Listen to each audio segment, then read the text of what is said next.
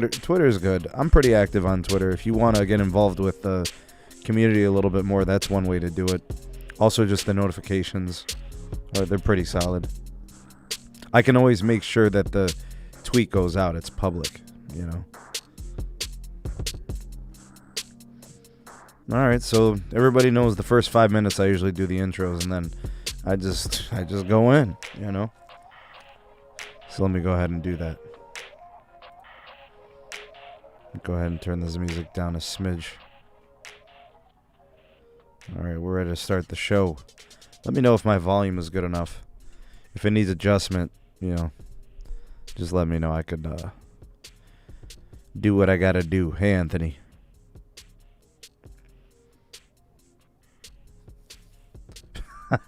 Keon, you're hilarious, man.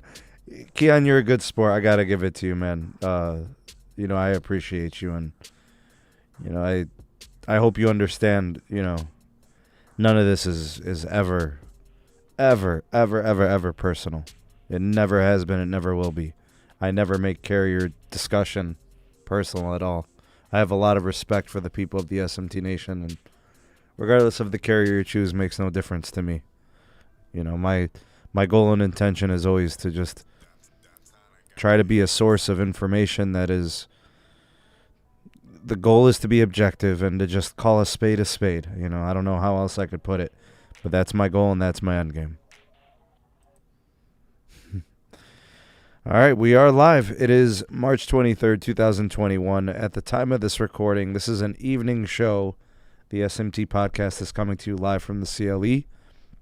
I hope this finds you well. I hope everything is going excellent in your world.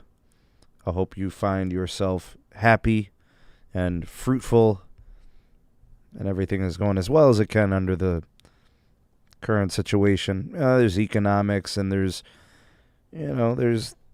debt, and I mean, there's so many things, people, you know, family situations. There's so many things that can go wrong in this world and can be complicated and stressful. It's good to get away and just do a podcast, do a show for the nation, and sit back, discuss the carriers, see what they're up to these days, what's going on in the space, and you know, discuss the plans, the features, the networks, you know, the huge. Oh, wow, Ethan, you're seeing some N41 and CBRS. It's good to have those connections. I could tell you, here in the CLE, we got plenty of both of them. You know, I'm seeing a ton of CBRS from Verizon. I'm not seeing anything from T-Mobile and CBRS. Their sole focus has been N41, and it's been incredible. Huge capacity boost to their network. The only thing that I wish I was seeing was my home site getting N41 that could reach my house. That's it. That's the N41's all over the city, just not near me. You know, it's almost like as soon as I drive away about 4 or 5 miles, it's everywhere. So it kind of sucks. I'm close, but no cigar. You never know. We'll see what happens. I could luck out and something good could happen.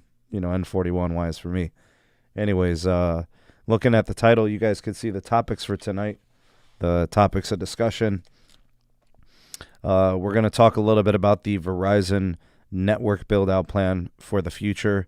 You'll kind of get an idea of why I titled it Verizon Claps Back at T-Mobile. And, you know, I'll give you guys the rundown of everything that was stated from their Executive Vice President and CEO of Technology, Ronan Dunn. He was speaking to Heather, Linda Hardesty, I think is her name. She's a contributor and author over at Fierce Wireless. So you guys can check out the article there and read it for yourself. But that's where I pulled all the information. I'll give you my take on it as well as a follow-up and why I think, you know, people wanted that interview. I think it was important that they had to do it. It's good to see that Verizon is obviously much more transparent than they have been in the past, willing to disclose things about the network, willing to disclose things about their network plans, and give people more of an insight at what they want to do and such. Much more T-Mobile-like in that respect. Obviously, no company as loud as T-Mobile. It's a gift and a curse. You know, with a company that's loud like T-Mobile, you get obviously a lot of information, and it keeps customers in the know. But the problem is it also puts a target on your back. So, I think as long as they understand that's that's what's going to happen, then you're ready, Hey, Nikki, good to see you, man. Thanks for coming through. Robert, good to see you as well. All right, so I think actually what we'll start with is the AT&T story. I think that's fair. This will no doubt affect a lot of the AT&T premium customers. And the reason I say that is because, a lot of the AT&T customers that get one of the premium plans get HBO Max included in their plans. And up until this point, it's been zero-rated data, which has been really nice for them. What that means is that AT&T doesn't count the streaming of the HBO Max TV service against their DPrio or priority data. So, if you've got a threshold of like 22 gigs, and then it gets, subject to DPrio at times of congestion, that data usage on that streaming service wouldn't count. So that was awesome, and then now it looks like it's going to be coming to an end. And it's kind of political, and I'll explain what's happening there. Big shout out to my brother, John. Thank you for that very generous donation, John. Thanks, man. I really do appreciate it. You guys have always been so generous, offering donations and super chats and, supporting the SMT. So thank you for that. He says, let's get them likes up for the hardest working man in the biz. Thanks, man. I appreciate it. I don't know if I'm the hardest working, because there's other guys in the YouTube space that are network network testers, creators, whatever, and they work real hard too. I don't mind being one of the hard workers, though. That's cool with me. Thanks, John. I appreciate you. And John, I also want to compliment you and give you a shout out for what you're creating on your channel. Moderators, if I can get a link for John's channel. John has been making incredible motivational content, some commentary on good habits and life analysis and financial and debt and, success. And then these types of reflective commentaries. I want to give you a special shout out, man, because I've been watching all your videos and it's been great. Thank you for producing that type of content and giving me something, reflective and inspirational to watch. So thank you for that. And then we got I don't even know, the dog with the upside down letters. He says tomatoes. So thank you, dog avatar person, for the $1.99 super chat. Appreciate you. And thank you, Kimon, for putting that link to his channel. Go ahead and subscribe and check out some of John's videos. Greatly appreciated. A member of the nation and a huge supporter. All right, y'all. Let's start with the show here. The AT&T zero rating data thing, it may not be that big of a deal to some people, but I think it's obviously a little bit political. Big shout out to Gene. Thank you for your super chat, buddy. Gene's always been a big supporter too, so big shout out to him and thank you. And moderators, if I can get a link to Gene's channel as well, please go ahead and put that in the live chat. That would be appreciated. If you guys want to check out another creator, contributor, and supporter of the SMT Nation, check him out too. All right, so AT&T is going to start to count HBO Max data usage as part of their metered or, accounted for data. For customers that have had HBO Max with their AT&T wireless and mobility, it hasn't been counted up till now, which is nice. So if you were using, 100 gigs of data a month on your wireless and 90 gigs of that 100 were on HBO Max, you were only using like 10 gigs of data. So what does that mean? Why is that a big deal? And the reason that's important is because you would never hit your DPrio threshold. So if you were at 22 gigs or 50 gigs of, priority data, you never even came close, right? So I think in that case, that matters to a lot of people. So why is AT&T backtracking? Why are they pulling back the zero-rated data? The zero-rated data for HBO Max? And they are citing that due to California's net neutrality law, this is what they have to do. So federal courts have upheld the net neutrality law in California, and now they're going to have to start counting it. And for those of you that have followed the politics of the net neutrality piece, what they're trying to do is they're trying to keep, well, the net neutrality in general is it's trying to level the playing field. No provider, no ISP, wireless, home, whatever, they should not be giving priority to certain applications, certain organizations or connections, giving them like a fast lane or a fast track to give them an advantage compared to others who don't have any type of like business cahoots with AT&T or whatever provider. The unfortunate thing in this case is this is going to probably negatively affect certain users on the AT&T network who now will be, having a lot of that data from the HBO Max service counted against them. And I think for a lot of people who knew about that zero rating really appreciated it. So now I don't know if it's going to make or break whether or not they choose AT&T, but it is most definitely a factor that now they may become subject to deprio when previously they weren't. So unfortunately, for some AT&T customers, this may be impactful.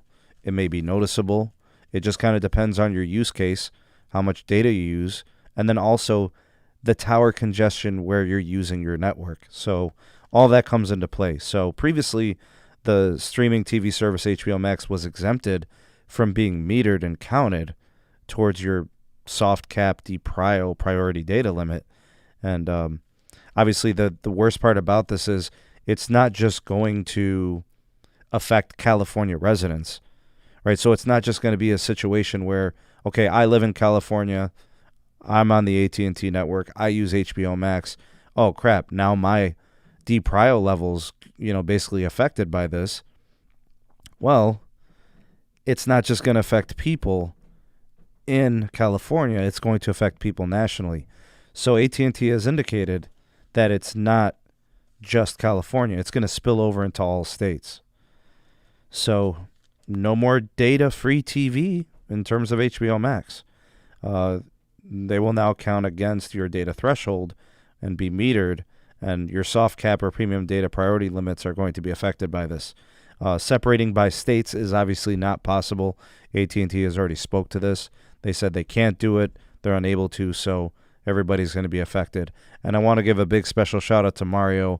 Welcome to the Patreon community. Mario is part of the Sneed Army.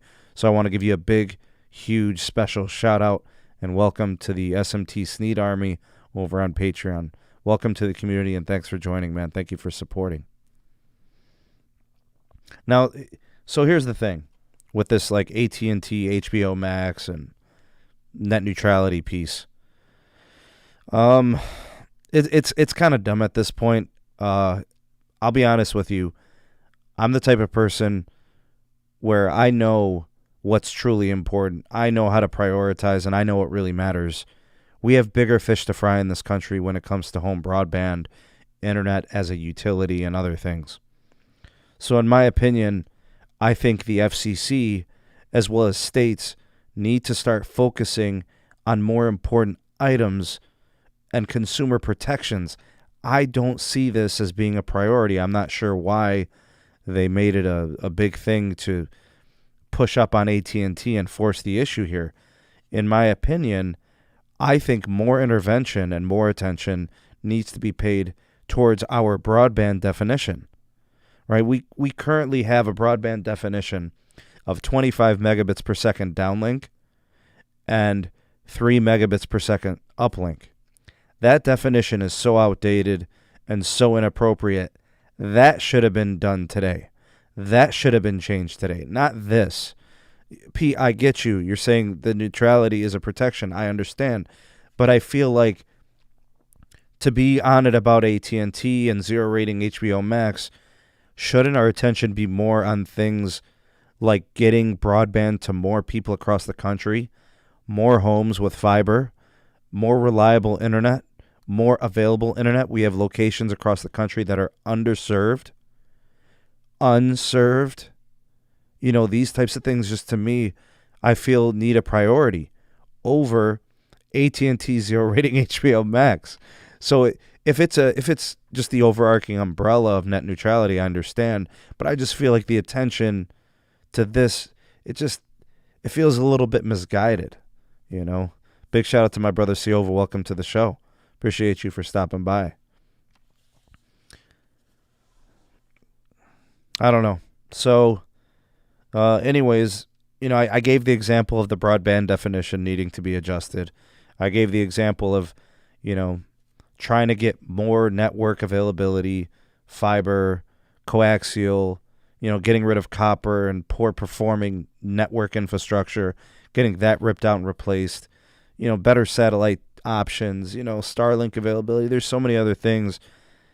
I don't know, Pete, you know me, man. I always look at priorities, like what really, really matters, and to me, so I guess maybe this had to happen. I don't know. But, well, Pete, I mean like upgraded coaxial. You know what I'm saying? Like stuff that's meaningful. Like, can we get people at least 100 megabits per second? We're not, like, what is DSL going to give people? I feel like the infrastructure across the country is just terrible. And I feel like HughesNet is not viable. Not in 2021. HughesNet and Viasat, that was cool like 20 years ago. We need better options, and we need, ISP's feet held to the fire, to perform better and to serve the United States residents much better. So, I don't know, maybe this is a win in the long run. Maybe this is important in the long run, I guess. I know that the home broadband definition needs to be adjusted. There's other things that can be fixed before this. That's just kind of how I was looking at it. I know, John. I know it's absolutely trash. I know. All right, so I wanted to open up with that just to let you guys know. Maybe you're an AT&T customer. Maybe one of the perks that you enjoy is the HBO Max Zero Rated. That's just not going to be the case moving forward, unfortunately. So, we shall see. All right. Yeah, Keon, the Magenta Max is looking like a good deal. That's one heck of an offer. But you are paying for it. That is definitely a premium upsell. Most definitely.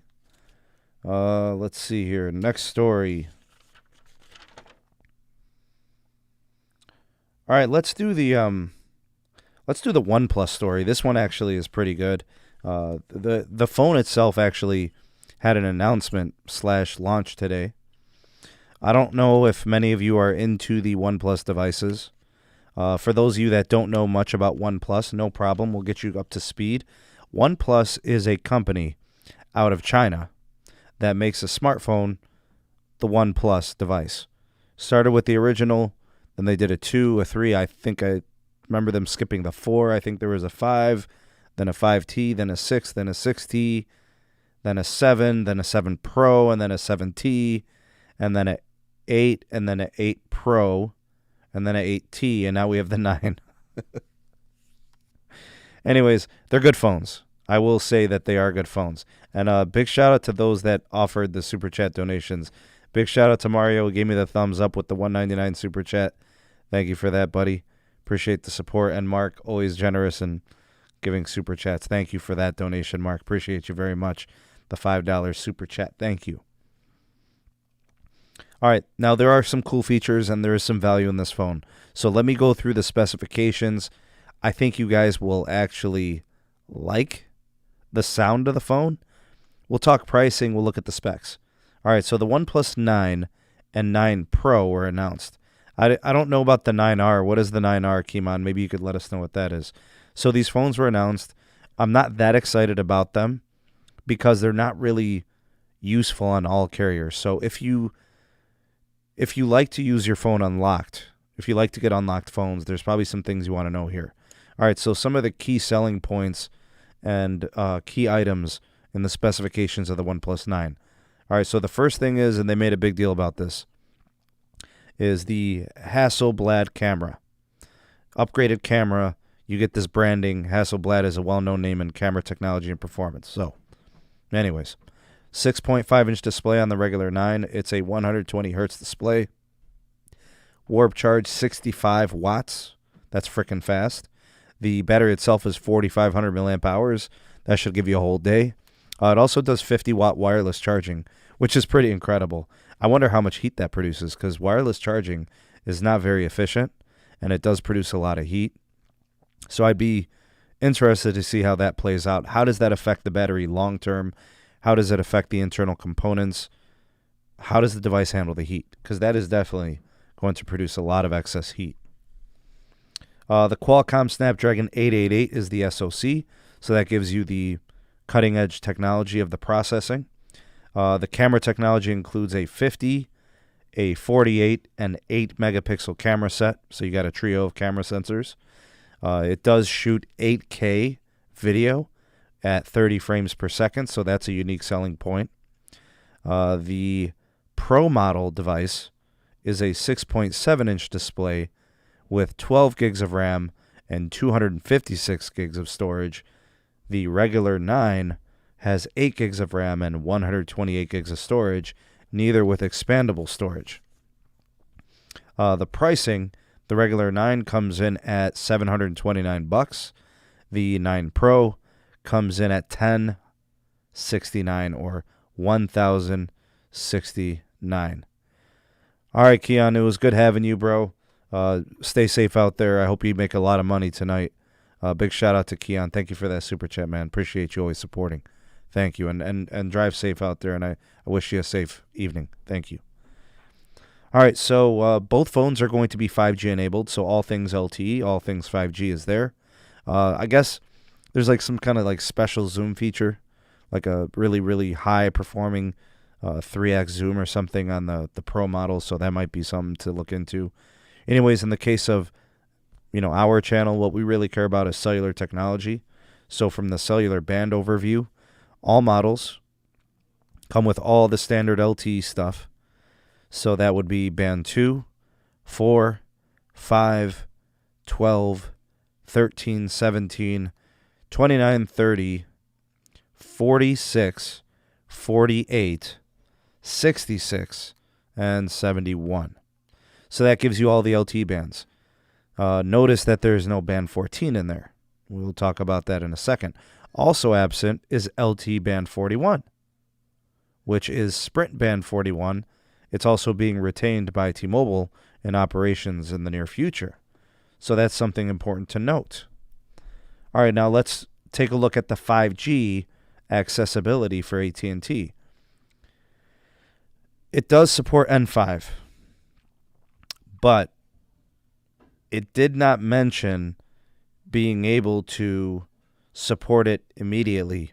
So basically, if you put your AT&T SIM card into a OnePlus 9 or OnePlus 9 Pro, I'm not sure if it's guaranteed to actually pick up the 5G. It may or may not. I guess we'd have to test it. I know it's a possibility that myself or Carlos or maybe, Tech Extremist, I don't know if he's going to pick one up like this. He usually does get all the phones. So if that's the case, maybe we could find out if anybody uses it with AT&T. But based on the listing, no band 14, which is crazy because that's FirstNet, right? That's the 700 megahertz. It's a really important band for the AT&T network access. So I'm confused as to why still not putting band 14 in there. And, even the 5G is questionable. For Verizon, currently no support. If you have a Verizon SIM card and you put it into one of these devices, apparently it will not activate. The phone won't. It does list N5, N2, and N66. It did not list millimeter wave. I don't know if there's going to be a millimeter wave model for this phone. And I don't know if there's going to be a Verizon ultra wideband model of this phone. All I could tell you is OnePlus phones have not sold at Verizon. They have not found success there. Whether it's a combination of Verizon not pushing it or people not knowing the brand and not willing to try it, it just hasn't really caught traction there. And at Verizon, you're talking about the biggest carrier in America. If you can't sell your phone in the biggest carrier in America, you're not going to be able to really succeed there. So as of right now, it's stay away from AT&T and Verizon. It really looks and feels like a T-Mobile special. And to be honest with you, OnePlus has found success at T-Mobile with the Nord devices, with Metro, with the OnePlus 7s of the world, the 8s. They sell a little bit there. They have found success in T-Mobile retail. So it really does feel like a T-Mobile special, honestly. For T-Mobile, you get full NR 5G support. N2, N41, N66, N71. So you get the low band, you get the mid band, you got the whole shebang. No C-band was mentioned. I'm assuming it will work with C-band with an update, right? So a software update over the air of some kind will get sent out in like a security patch or something in the near future, probably the end of the year or something like that. And then they would be able to pick up the C-band. But we're going to have to wait and see what happens, because as of right now, Verizon has not whitelisted the IMEIs for these phones. I don't know what happens with the firmware when you put in an AT&T SIM. You're not getting band 14. I just don't know. It feels like stay away unless you're going to use it on T-Mobile or you're going to buy them directly from T-Mobile. So something to consider there. So it is kind of sort of basically a T-Mobile phone for now in the foreseeable future. T-Mobile is running a 50% off deal. They'll give you half off on a trade-in promo. They'll also do half off on adding a line. So there's, some kind of deal there for you if you really want to try it and you want to take advantage of T-Mobile's newfound capacity in 5G and take advantage of that Magenta Max plan that they're really starting to push. So, yeah, it looks like Verizon and AT&T are out of the OnePlus business. Verizon tried it. It flopped. AT&T never really tried, never really got going in there. I feel like maybe the age demographic is a little different if you think about it. The average T-Mobile user is a little bit younger, probably more willing to try a phone that is value branded, value-based, performance-based. They're more likely to shop around and look at bleeding-edge technology, more competitive phones and such. Verizon and AT&T they're kind of like your old-school consumer base. These are people that have had cell phones since the beginning of time. They've been with their companies a long time. So I don't know. It's just it feels like that might be the case. Availability for the phones, April 2nd. You basically would be paying $365 for the phone plus taxes. You will be getting the deal, the trade-in, and then the bill credits over 24-month installments. But the phone will most definitely be an N71, N41 powerhouse. Both of the devices should run great and be very fast. And I'm assuming that the RF, the signal strength and performance, the radios, it should be fine. It'll be a good phone. I've always been a fan of the OnePlus software. It feels very googly, very similar to like the Android of the Google Pixel. In fact, I would argue that if Google does not actually launch a true flagship this year, then a OnePlus 9 or OnePlus 9 Pro makes a lot of sense if you're looking for a flagship that performs and acts like a Google phone. So if they pull another Pixel 5 this year with a mid-ranger, I'll probably be looking at a OnePlus possibly to substitute it. Otherwise, I'm getting a Galaxy or something, and I don't really want to do that. All right, so yeah, if you're coming out of an older OnePlus, like a OnePlus 6 of some sort or a OnePlus 7 of some sort, this is a good upgrade.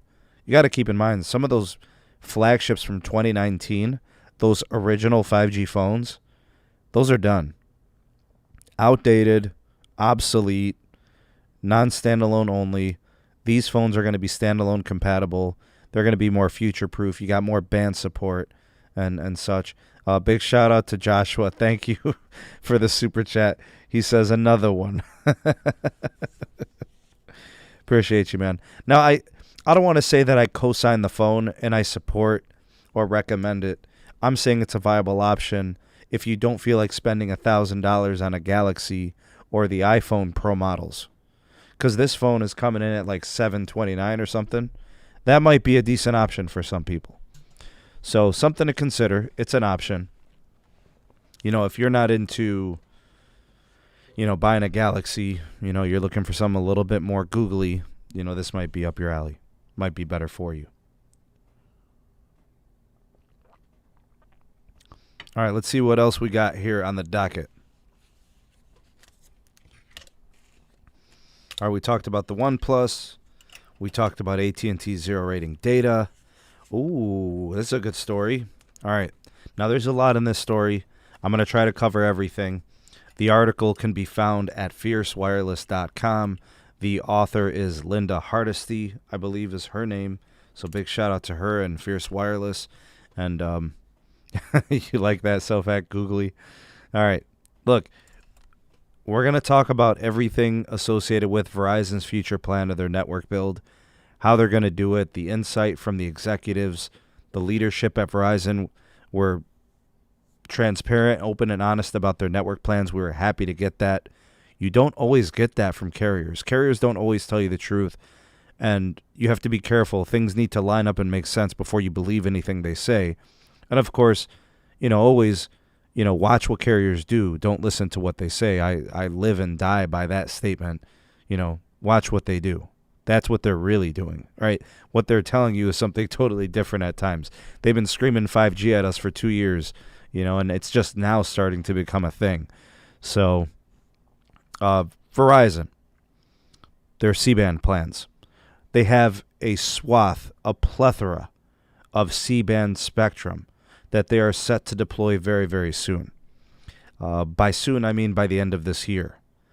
But based on the size of the investment that they have into the C-band, what they're going to do with their network is they're going to completely revolutionize wireless, because what they're going to do is they're not just building wireless for mobility. They're going to make such a high-capacity network. They want to support fixed wireless access, home 5G internet. So their mobile network will not just be for mobility. It's also going to be a nationalized fixed wireless home 5G option. This is going to bring a lot of capacity to their network that they can stretch. They could provide for wireless users and for people who are underserved and don't have good home internet options. The spectrum depth of C-band is going to be such that they can actually have 140 to 200 megahertz of contiguous spectrum nationwide. No gaps, no misses, tons of capacity nationwide, over 400 markets nationwide. So as soon as it clears in December of this year, Verizon is saying it's going to be ready. It's going to be on in many markets. So let me go through everything that the Verizon Executive Vice President and CEO Ronan Dunn spoke to earlier this week. I don't know if it was yesterday or if it was over the weekend on Friday, but he disclosed a lot of details. He reaffirmed a couple of things, and then he threw a couple of barbs at the Magenta carrier. Big shout out to Adam. Thank you for the super chat, brother. I appreciate the kind words and the compliment, and thank you for your support. Big shout out to Sebby. Appreciate you stopping by, man. All right, so the first thing he said right away, right off the bat, he said, and he confirmed, our C-band is going to be 100% nationwide. 406 markets nationwide. So chances are you are going to be getting C-band access available to you if you're a Verizon Wireless customer.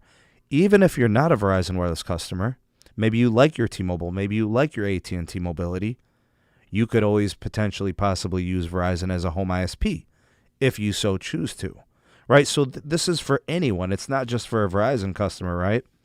Maybe you become a Verizon customer. I don't know. Anyways, besides that, another thing that he confirmed, Verizon will be preparing sites throughout the entire duration of this year. So he said specifically, the first places we are going to prioritize are the top 46 PEAs. These are the partial economic areas, what I like to call markets. And I don't know if that's like the most accurate or technical term for PEAs, but to me, it means a market, right? So like the CLE is a PEA. That's a market, right? Lansing, Michigan is a market. Detroit, Michigan is a market. Chicago, Illinois, right? So like Cook County and stuff like that. That is a market. They're going to be getting these upgrades first. The top 46 markets. They're the first. They're the priority.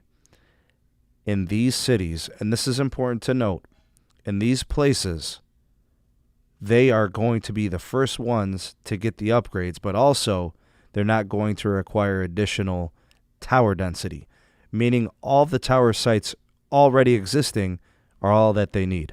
Verizon feels confident that they will not need to build any more sites to adequately build out the C-band. So they're basically saying, we've got X number of tower sites in the CLE. We feel confident we'll just put existing sites, get all the C-band upgrades, and we're going to let it ride out. We don't need extra sites. We've got small cells. We've got macros. Everything we need from a macro standpoint is good. That's what they're saying.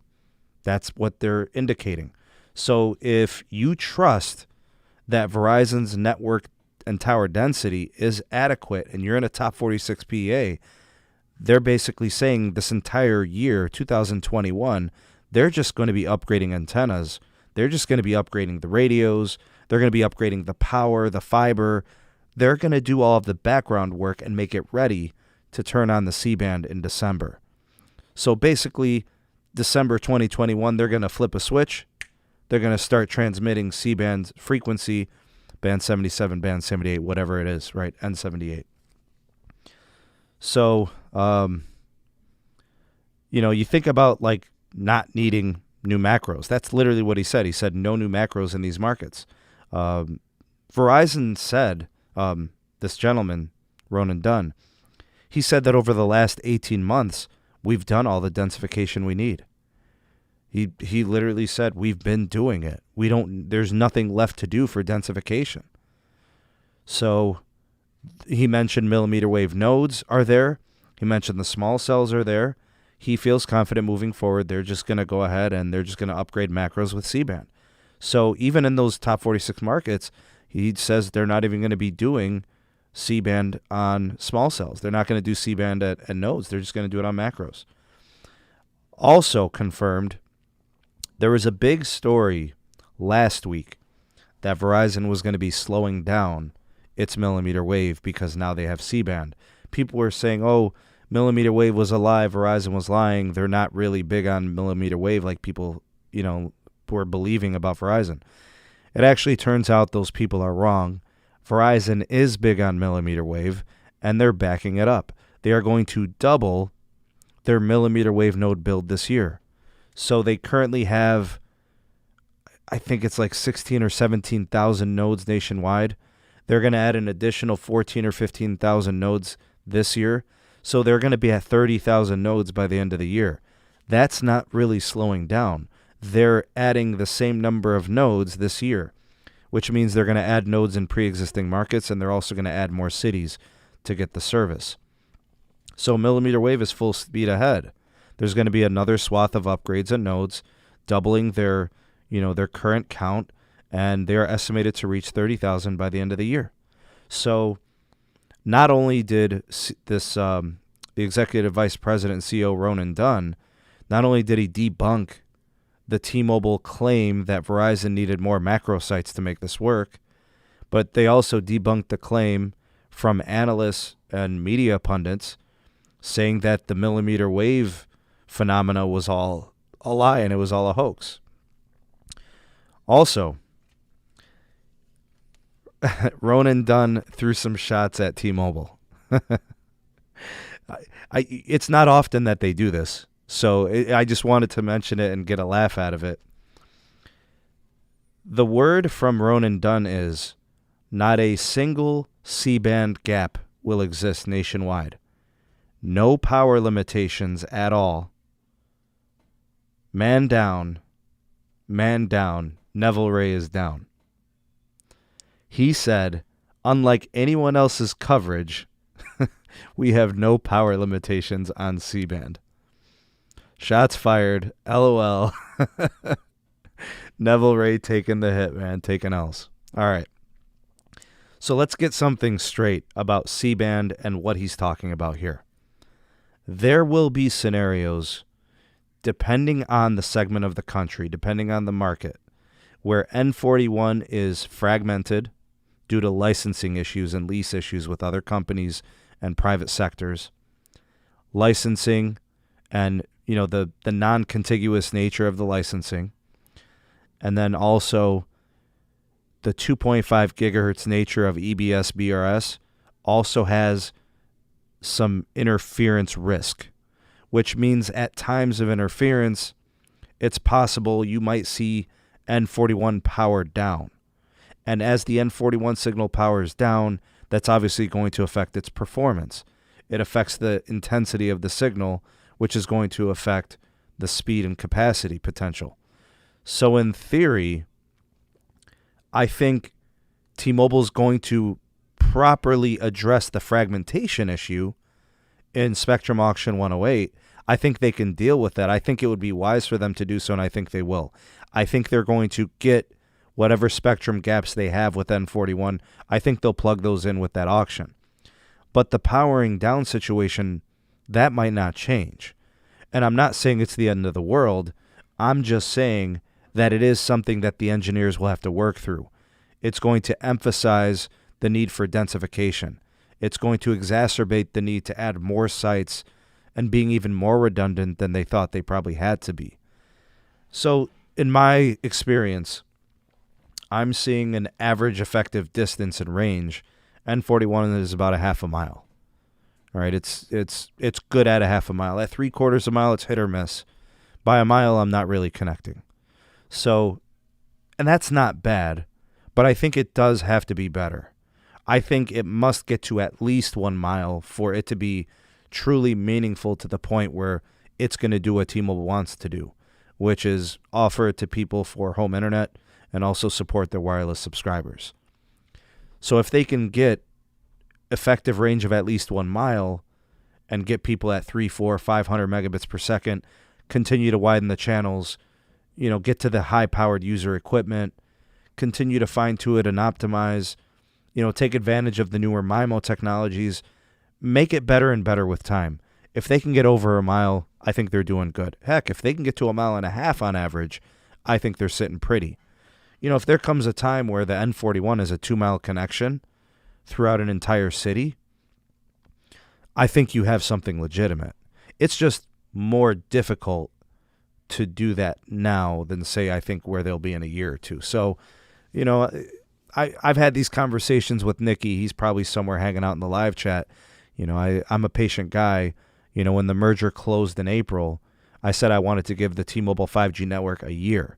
I wanted to give T-Mobile a year to show and prove that they were going somewhere, and I think they have. I think now that we're approaching that 1-year mark, I feel like they've shown promise, and I trust that they will continue to build out intelligently, cost-effectively, and I think they're going to have a very good 5G network. I just know that I can't be so naive to understand that engineers will struggle with interference at times, and we're going to see certain sites powering down at times, and you're going to see the range compromised, the intensity of the signal compromised. That's going to happen from time to time. But like I said, I think they address the network gaps with the non-contiguous nature of the spectrum licenses. In an auction, they can address those issues. Joshua says, Verizon says we the best.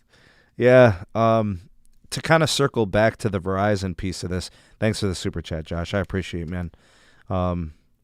So Ronan Dunn took a shot at Neville.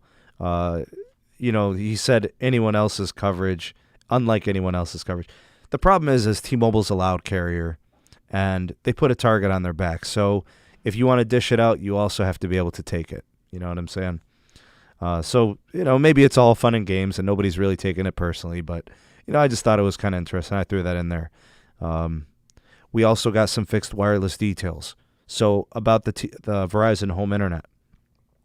Urban areas, the focus will still heavily be millimeter wave. They're going to do millimeter wave, but they're also going to do C-band for 5G home internet. In rural areas, they are still going to be doing LTE for the home internet, but they're also going to be adding C-band as well. Sebby, you're right. 100% true. It sounds to me like C-band is going to have phases. And by that, I mean there's going to be like 3 phases of C-band deployment. The initial phase of C-band is going to be the top 46 markets. They'll be on and running immediately, December 2021. Phase 2 is going to be expanding beyond the top 46. And then phase 3 is going to kind of be the densification process of the connection, getting it into rural, getting it into filling in the nationwide gap. When does that happen? It's going to probably take anywhere between 3 to 4 years to hit all of rural America. It's going to take time. I've commended T-Mobile for their blazing approach to upgrading their tower sites for 5G. Verizon plans on doing the same thing. They're actually trying to do it faster. So the reason why I think they're trying to do it faster, they have personally set a timeline. They said that they want to have the home internet product in 50 million homes by 2025. That essentially means they're going to do it in 3 or 4 years. 50 million homes. That is lofty. That is a very ambitious goal. But if Verizon is committed to it, hey, heck, have at it. Go ahead and serve those 50 million people. I'd like to see you do it. Go ahead. Verizon also said that beyond 2025, they want to eventually make their 5G home internet available to 70 million customers. This is what Ronan Dunn is saying. It's not me. These are quotes from the story in the Fierce Wireless, in the Fierce Wireless website on that story. So basically what I'm saying is Verizon wants to be the fixed wireless home internet provider. T-Mobile's going to do it big. T-Mobile's going to do a nice job of it with N41 and N71. But this confirms that Verizon wants to be the fixed wireless access carrier. They want to be the number one in wireless mobility. They want to be the number one in fixed wireless for home internet. And lastly, he confirmed that the Fios fiber connections are at almost 18 million subscribers today, and they are still counting those as home internet connections. He did not mention the expansion of Fios, so I would assume Fios, if you've got it where you're at, good for you. If you don't have Fios where you're at, I don't know if it's coming your way. You're probably going to get the fixed wireless, the C-band, the ultra-wideband. You're probably going to get that. You're probably not going to get Fios. So no plans or goals mentioned on Fios. So take it as you see it. So here are the takeaways from this Verizon story. Verizon is upgrading now, aggressively. In 2021, this entire year, you're going to see them climbing towers, putting in new radios, putting in new antennas, upgrading backhaul, upgrading power. They are going to immediately turn on C-band the moment it is available for them to broadcast.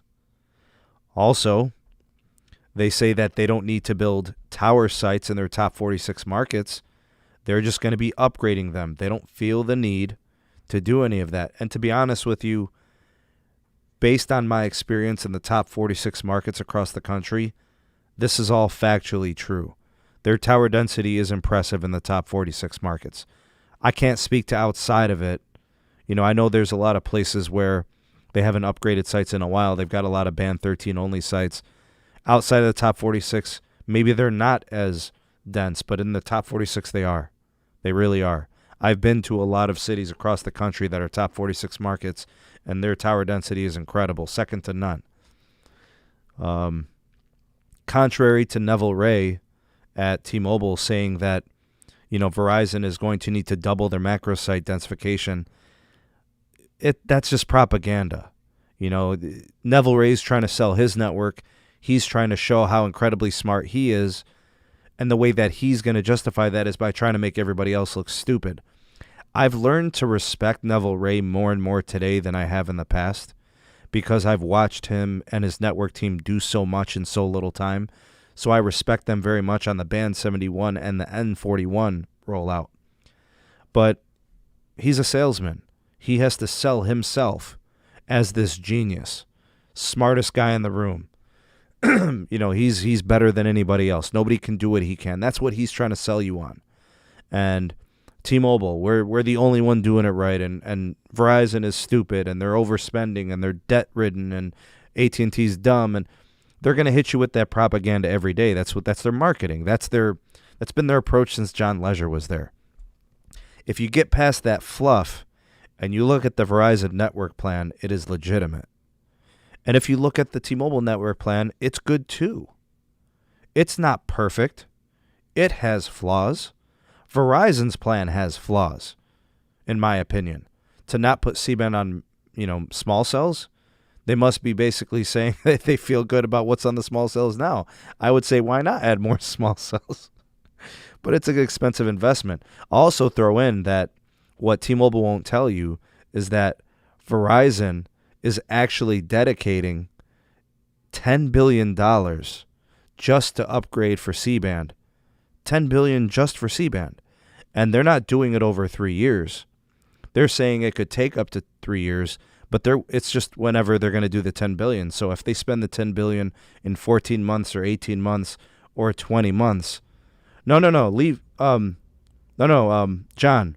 Barry, leave that guy here. Don't block him. Leave him in here. Unblock his messages. Leave him in here. Don't block trolls. Let me tell you guys something. In 2021, there's a tendency for people, they're having like really hard mental health issues. All right, so yeah, thank you for unhiding him. People have like mental stability issues. They feel like they don't belong. They don't have a place to hang out and be. I want the SMT Nation to welcome everyone. So even if they say something cruel, even if they say something mean, leave them here. Give them a place to hang out. Let them know that it's safe for them. They won't be blocked. They won't be kicked out. Even if they're a troll, give them a place to hang out. People have suicidal thoughts. They have, mental instability. I want to give them a place to be safe. So trolls, haters, you're welcome here. We welcome you with open arms. Welcome to the SMT Nation. All right, so it's just propaganda, like I was saying about T-Mobile, Neville Ray. They're trying to make Verizon look bad, right? They want to look like they're smarter, right? So, and that's okay. This is all part of the marketing scheme.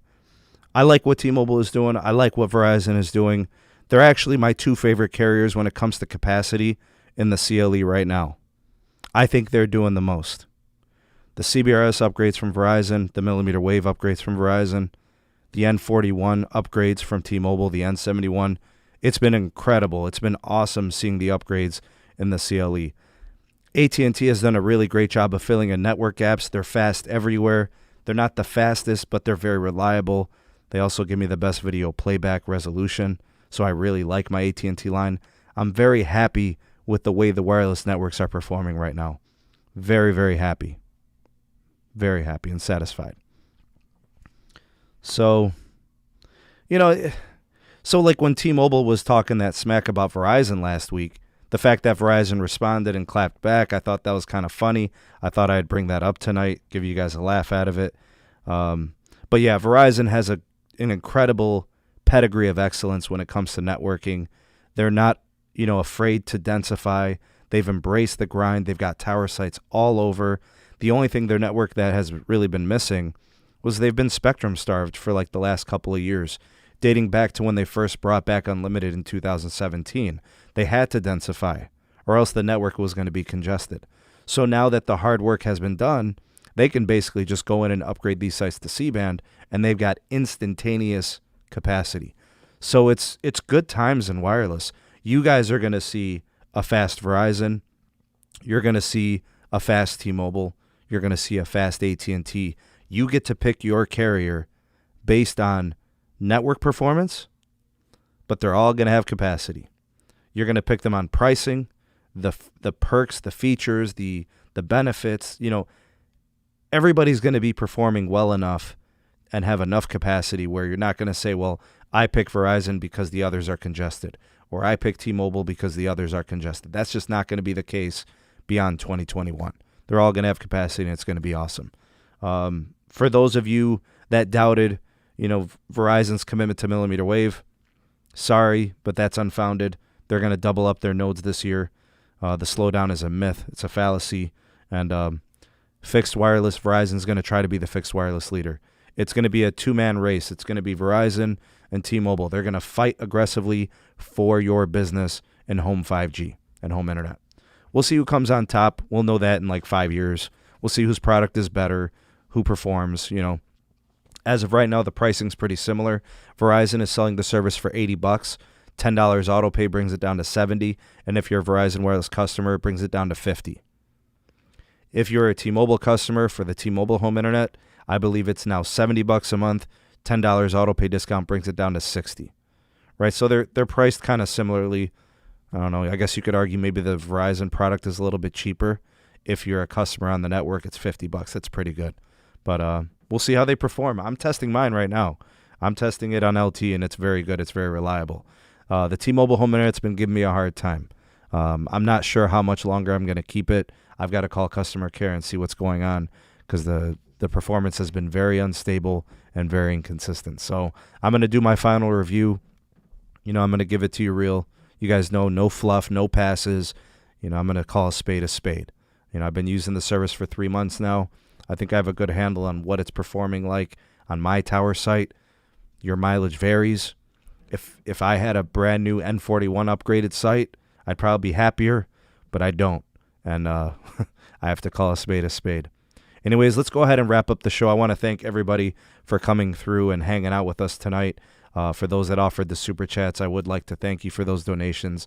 Thanks for supporting the show. Big thank you to my mods for holding it down for me. And a big shout out to, the rest of the nation there for live chatting and hanging out and getting involved in the discourse. If it is your first time here, consider subscribing to the channel. Go ahead and subscribe and activate the bell notification icon so you never miss an upload or a notification when I do go live. Also, check out the link in the description box for the Patreon page if you would like to take your SMT Nation community involvement to the next level. That is one way you could do it. You can also check out the Twitter handle. It's in the description box as well. And that's pretty much it. Let me do hashtag 2LiveCrew for those of you that were watching this live, and hashtag replay crew for those watching this on DVR, and hashtag ravioli gang for those that were watching this while eating dinner or snacking. Appreciate you guys for being here. Hashtag Mod Squad for all my blue wrenches out there. You guys are the best. Thank you. And that's pretty much it. Thank you all for being a part of the SMT Nation. Thanks for watching the podcast. And we do hope to see you soon on the next one. Peace.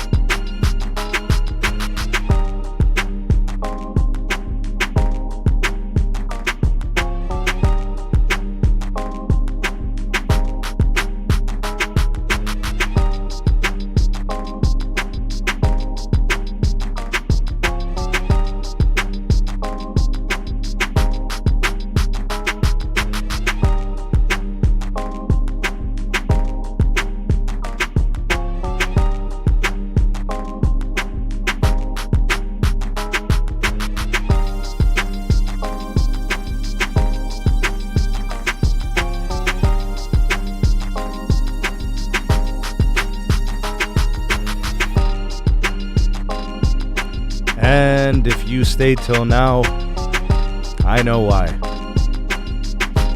Yeah!